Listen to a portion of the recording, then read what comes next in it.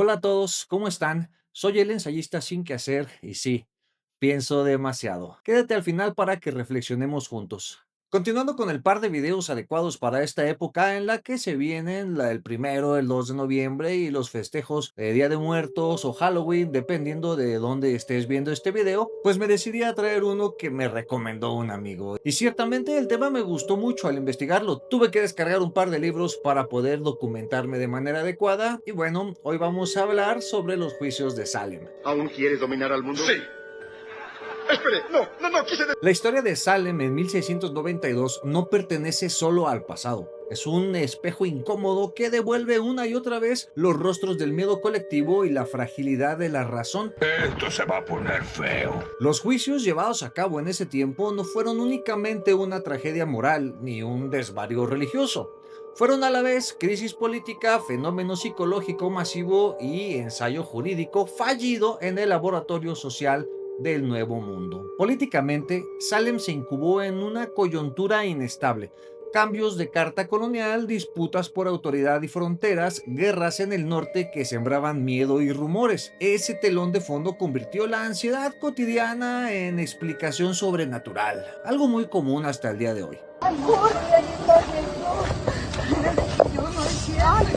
Socialmente la aldea era un tablero cruzado por rivalidades familiares, pleitos de tierras y jerarquías tensas, como cualquier Navidad aquí, ¿verdad? Sobre ese sustrato, la acusación de brujería funcionó como lenguaje de conflictos reales, pero con consecuencias irreparables. La dimensión de género tampoco fue menor. Las figuras acusadas eran siempre viudas, mujeres con bienes o quienes desafiaban expectativas de docilidad. Creo que no estamos hablando de la Edad Media y estamos hablando de hoy, pero bueno. Bueno, todo esto revela cómo el cuerpo femenino y su agencia quedaron atrapados en una red de sospecha, teología y control comunitario. Desde el ángulo jurídico, Salem expone una tensión fundacional: el deseo de hacer justicia sin estándares de evidencia robustos. La admisión de evidencia espectral, sueños, visiones, impresiones, mostró lo fácil que es convertir lo invisible en prueba y lo subjetivo en veredicto. De verdad no entiendo si estoy hablando de hace muchos años o de hoy. Cuando la emoción se sienta en la mesa del tribunal, el procedimiento se vuelve rito de confirmación. Más tarde, el propio sistema rectificó. Esa evidencia fue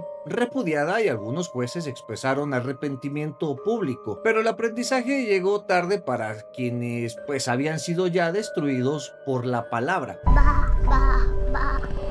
Psicológicamente, el episodio exhibe la contagiosidad del pánico, la sugestión, el prestigio de ciertos testimonios, la presión del grupo y la expectativa religiosa que crearon un clima donde creer era más seguro que dudar. Aquí es importante hacer un comercial y decirles que tengo un video sobre el escepticismo que complementaría muy bien este. Ve a verlo después de que termines este, obviamente. No se trató de histeria sin más, sino de una ecología del miedo donde cada institución, la iglesia, el tribunal, el vecindario, operó como cámara de resonancia. Ahora sería Instagram, Facebook, TikTok, YouTube o cualquier cosa menos el uso de la razón, porque usar la razón, pues qué hueva. Schiff y Baker, autores reconocidos en esta materia de investigación, coinciden en mostrar que Salem fue menos un caso de irracionalidad pura que un sistema de racionalidades locales encadenadas en malos supuestos. Por eso el verdadero terror no sucedió en los supuestos hechizos, sino en la certeza práctica de poder destruir al otro con una palabra, nombrar al enemigo, fijarlo en un relato verosímil y dejar que el aparato social haga el resto, es decir, las redes sociales hoy en día. La lección entonces es doble. Primero, jurídica. Ninguna comunidad está a salvo cuando la evidencia extraordinaria suplanta al estándar probatorio y la presunción de inocencia. Y segundo, epistemológica. Sin humildad frente a lo que no sabemos, la convicción se degrada en dogma y el dogma en superstición. Salem persiste porque no recuerda que la razón humana es resistente pero frágil, que la ley puede ser resguardo o instrumento y que la verdad no nace del volumen de las voces, sino de la disciplina con que examinamos lo que dicen. Mirar 1692 no es recrearse en una superstición ajena, es preguntarnos por nuestras propias carencias morales, mediáticas, ideológicas y por los los mecanismos que hoy como entonces convierten el miedo en veredicto. Baker retrata el siglo XVII como una época fracturada por el trauma colectivo, guerras que parecían castigos divinos, pestes que diezmaban poblaciones enteras y un horizonte político que se desmoronaba entre colonias y corona. La guerra del rey Felipe no fue solo un conflicto armado, sino una herida moral en el imaginario puritano. Miles de colonos y nativos murieron, aldeas enteras ardieron, y la idea de que la providencia había abandonado a Nueva Inglaterra se propagó como un eco sombrío. En esa tierra devastada, donde los cadáveres y las ruinas hablaban del fracaso del pacto con Dios, surgió la necesidad de reconstruir el sentido del mal. Nueva Inglaterra era una frontera literal y metafísica. A un lado, el bosque, espeso, indómito y habitado por los pueblos originarios, encarnaba la amenaza externa.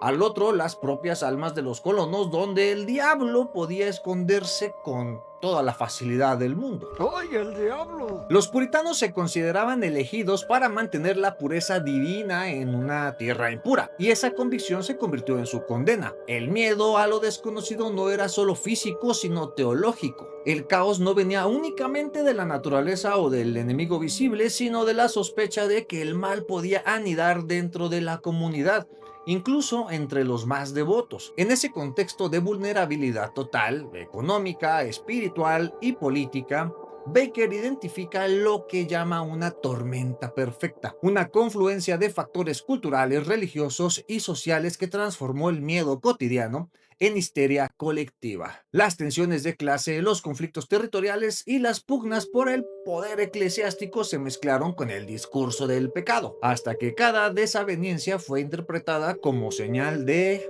¿quién más? El diablo. El resultado fue una sociedad que dejó de distinguir entre lo humano y lo demoníaco, donde la duda se volvió herejía y la crítica apostasía. La teología puritana funcionaba como un sistema cerrado. En ella el mundo era un campo de batalla cósmico entre Dios y Satanás. No existía lo neutro ni lo accidental. Entonces todo fenómeno, ya sea una enfermedad, una cosecha perdida, un desacuerdo político, podía leerse como símbolo de esa lucha invisible. Lo inquietante no era solo el castigo divino, sino la posibilidad de ser cómplice involuntario del mal. Así, la desviación moral, el pensamiento independiente o la rebeldía femenina adquirieron un peso teológico. No eran simples defectos humanos, sino huellas del demonio. La religión, en lugar de ofrecer consuelo, actuó como catalizador del miedo. Los sermones advertían sobre la constante vigilancia del diablo. Cada enfermedad o tragedia era interpretada como castigo, cada diferencia como traición al pacto divino, ni más ni menos. En los púlpitos se pronunciaban sentencias antes que oraciones, y el altar se transformó lentamente en una antesala del tribunal. El lenguaje de la fe se volvió el léxico de la acusación. La histeria que siguió no fue un accidente, sino una forma de catarsis social. Una comunidad agotada por la guerra y la precariedad encontró en las acusaciones de brujería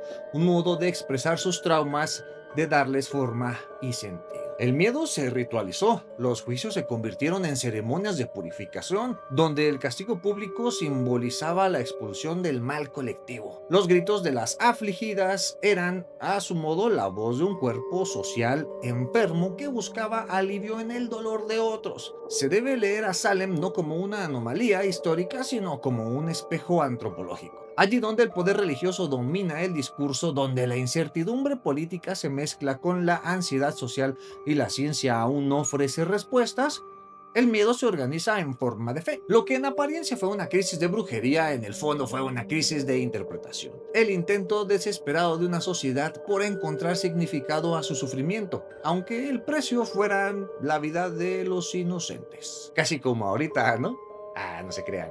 El horror en Salem no solo apareció en los cuerpos convulsionados, los fabricó como prueba. La historia de los juicios de brujas de Salem comienza con dos nombres, Betty Parris y Abigail Williams. Lo que hicieron, o mejor dicho, lo que les ocurrió, fue el detonante de una de las tragedias más oscuras de la historia colonial estadounidense. Comprender su papel es entender cómo el miedo, la fe y la represión se combinaron para incendiar una comunidad entera. Como habíamos dicho, dicho, en 1692, Salem, Massachusetts, era una comunidad puritana profundamente religiosa, aislada del resto del mundo y marcada por las tensiones políticas, económicas y espirituales.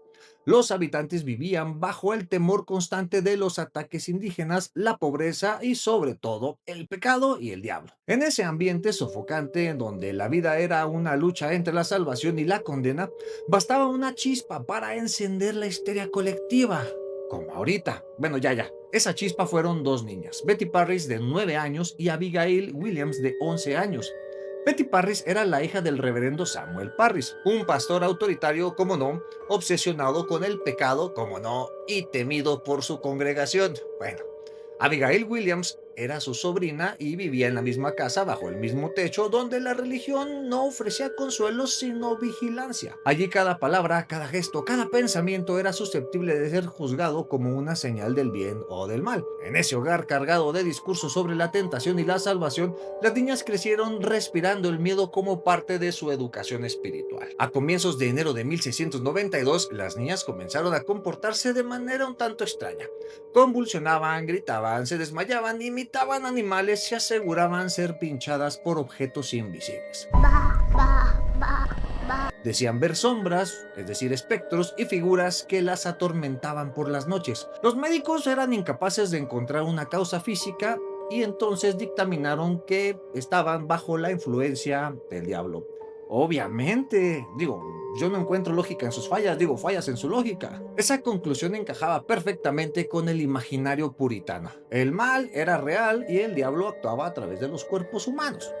En el pensamiento religioso de Salem, el sufrimiento de las niñas no era un misterio médico, sino una señal divina. Presionadas para revelar quién las atacaba, Betty y Abigail acusaron a 3 mujeres: Tituba, la esclava caribeña del reverendo Parris; Sarah Gott, una mendiga despreciada por el pueblo; y Sarah Osborne, una viuda que rara vez asistía a la iglesia. Hoy en día yo creo que sería cualquier persona que piense diferente a lo que sea que piense la mayoría.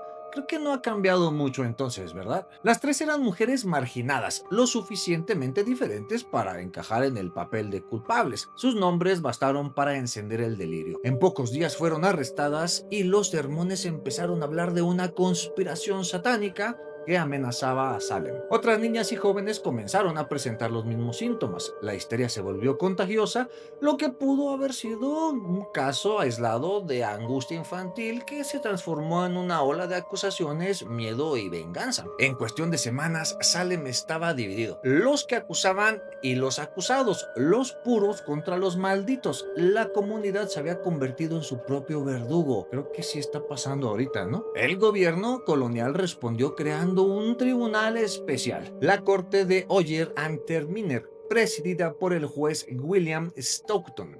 Allí se aceptó como válida la evidencia espectral, es decir, los testimonios sobre visiones, sueños o apariciones sobrenaturales. Bastaba con que una niña afirmara haber visto el espíritu de una persona para que esa persona fuera arrestada y juzgada, por lo que esa justicia del miedo condenó a la horca a 19 personas, envió a prisión a más de 150 y destruyó decenas de familias. Cuando el pánico empezó a disiparse, Betty Parris fue enviada lejos por su padre.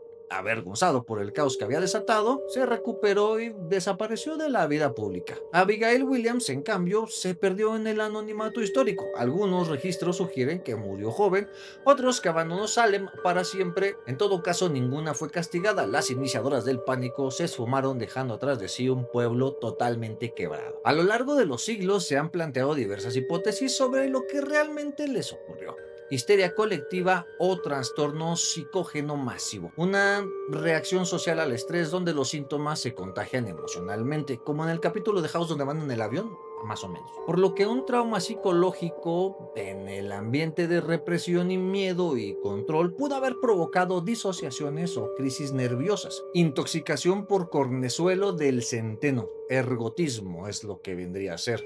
Un hongo que causa alucinaciones, aunque esta teoría es poco aceptada. Manipulación inconsciente o consciente sería otra de las razones. En un entorno patriarcal, las niñas encontraron poder, quizás sin entenderlo del todo, al volverse el centro de atención en una sociedad que nunca había escuchado sus voces. También puede ser. Betty Parris y Abigail Williams no fueron solo dos niñas asustadas en un pueblo puritano. Fueron el punto de ignición de un incendio que arrasó con la razón de toda una comunidad. De ahí que muy pronto su performatividad corporal dictara el guión procesal. Lo que el cuerpo mostraba, el tribunal lo escribía. Ese paso del síntoma al signo y del signo a la prueba tuvo un instrumento privilegiado: la evidencia espectral, fantasmas y posesiones. Bueno, su lógica era seductora para una comunidad ansiosa. Si el espectro de la acusada aparecía a las víctimas, pues bastaba su testimonio para perseguirla. No importaba la inexistencia de marcas materiales, el relato sustituía a la verificación. Todo exactamente como hoy en día. Aunque ministros y letrados advirtieron temprano de sus límites, su voz fue desoída por la maquinaria judicial y la presión social que exigía decisiones rápidas. El resultado fue una juridificación de la visión. Sueños y apariciones que, en cualquier otro foro, serían materia de coincidencia, pues dividieron fundamento de condena. Leído con lentes contemporáneos, el fenómeno es un manual del contagio emocional y el pánico moral. Una comunidad, temiendo la disolución de su mundo, reconstituye su identidad erigiendo un enemigo interno.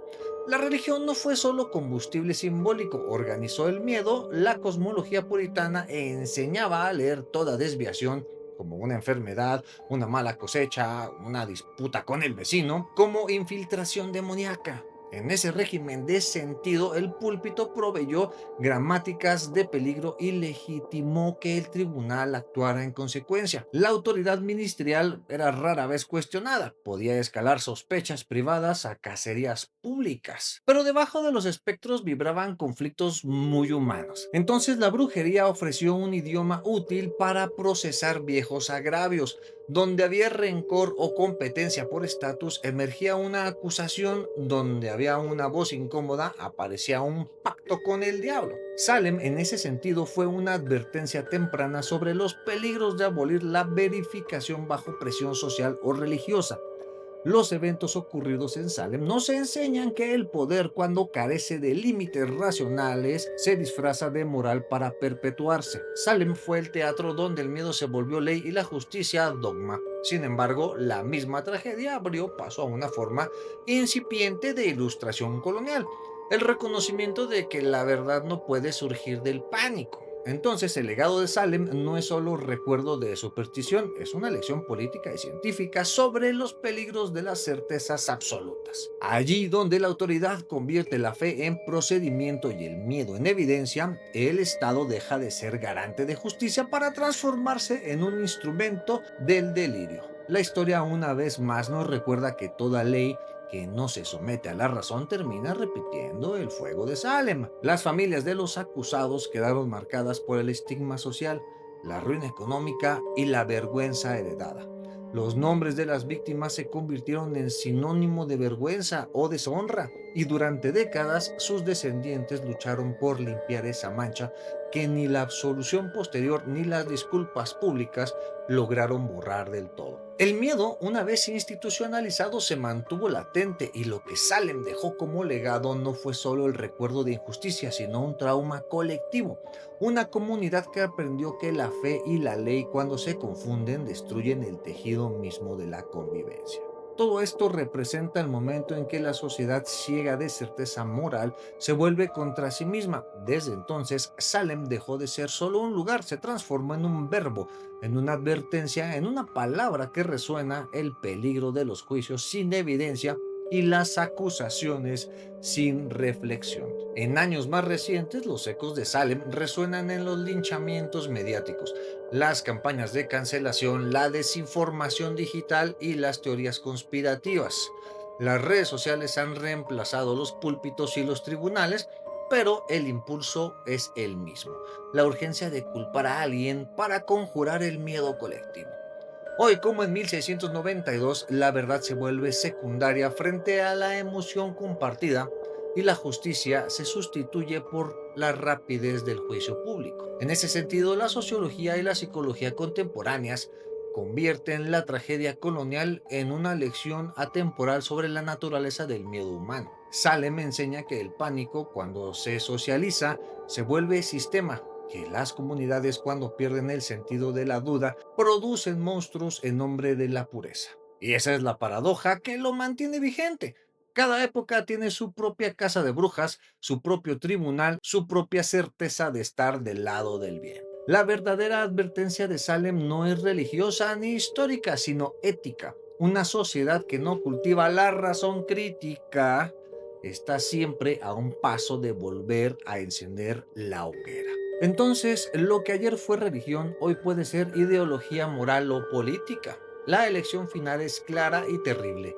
La brujería real no está en el bosque, sino en la mente que necesita creer que el mal tiene rostro ajeno. Mientras exista esa necesidad, Salem seguirá vivo, no como lugar, sino como advertencia, recordándonos que la verdadera lucha entre la razón y el fanatismo no se libera en los tribunales, sino en el corazón humano que decide si teme o piensa. Muchas gracias por llegar hasta aquí. Platícame cuántas veces en nuestra historia o incluso hoy hemos confundido el miedo con la verdad. ¿Qué tan fácil sería que una nueva cacería de brujas comenzara ahora en plena era digital con un simple rumor o una publicación viral? Si hubieras vivido en Salem, ¿habrías defendido a las acusadas o habrías temido convertirte en la siguiente? Platícame en los comentarios qué piensas al respecto y vamos a pasarla muy bien. Felices fiestas, Día de Muerto, Halloween o lo que sea que estemos festejando cuando este video salga.